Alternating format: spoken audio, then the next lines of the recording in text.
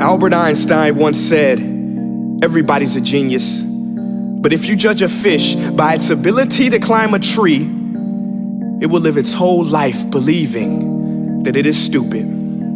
Ladies and gentlemen of the jury, today on trial we have modern day schooling. Glad you could come. Not only does he make fish climb trees, but also makes them climb down and do a 10-mile run. Tell me, school, are you proud of the things you've done? Turning millions of people into robots, do you find that fun? Do you realize how many kids relate to that fish? Swimming upstream in class, never finding their gifts, thinking they are stupid, believing they are useless? Well, the time has come, no more excuses. I call school to the stand and accuse him of killing creativity, individuality, and being intellectually abusive. He's an ancient institution that has outlived his usage. So, Your Honor, this concludes my opening statement, and if I may present the evidence of my case, I will prove it. Proceed. Exhibit A. Here's a modern day phone. Recognize it? Here's a phone from 150 years ago. Big difference, right? Stay with me. Here's a car from today, and here's a car from 150 years ago. Big difference, right? Well, get this. Here's a classroom of today, and here's a class we used 150 years ago. Now, ain't that a shame? In literally more than a century, nothing has changed.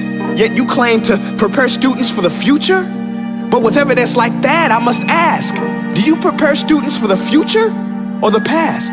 I did a background check on you and let the record show that you were made to train people to work in factories, which explains why you put students in straight rows, nice and neat, tell them sit still, raise your hand if you want to speak, give them a short break to eat, and for 8 hours a day, tell them what to think. Oh, and make them compete to get an A. A letter which determines product quality, hence grade A of meat. I get it. Back then, times were different. We all have a past. I myself am no Gandhi. But today, we don't need to make robot zombies. The world has progressed. And now we need people who think creatively, innovatively, critically, independently, with the ability to connect. See, every scientist will tell you that no two brains are the same. And every parent with 2 or more children will confirm that claim. So please explain why you treat students like cookie cutter frames or snapback hats, giving them this one-size-fits-all crap. Watch your language. Sorry, Your Honor, but if a doctor prescribed the exact same medicine to all of his patients, the results will be tragic. So many people would get sick, yet when it comes to school, this is exactly what happens, this educational malpractice, where one teacher stands in front of 20 kids, each one having different strengths, different needs, different gifts, different dreams, and you teach the same thing the same way? That's horrific. Ladies and gentlemen, the defendant should not be acquitted. This may be one of the worst criminal offenses ever to be committed. And let's mention the way you treat your employees. Objection. Overruled. I want to hear this. It's a shame. I mean, teachers have the most important job on the planet, yet they're underpaid? No wonder so many students are short-changed. Let's be honest, teachers should earn just as much as doctors, because a doctor can do heart surgery and save the life of a kid, but a great teacher can reach the heart of that kid and allow him to truly live. See, teachers are heroes that often get blamed, but they're not the problem. They work in a system without many options or rights. Curriculums are created by policymakers, most of which have never taught a day in their life. Just obsessed with standardized tests. They think bubbling in a multiple choice question will determine success. That's outlandish.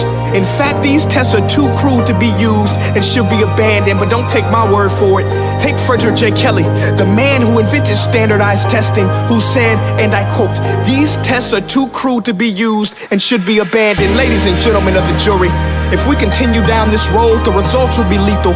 I don't have much faith in school, but I do have faith in people. And if we can customize healthcare, cars, and Facebook pages, then it is our duty to do the same for education, to upgrade it, change it, do away with school spirit, because that's useless. Unless we're working to bring the spirit out of each and every student, that should be our task.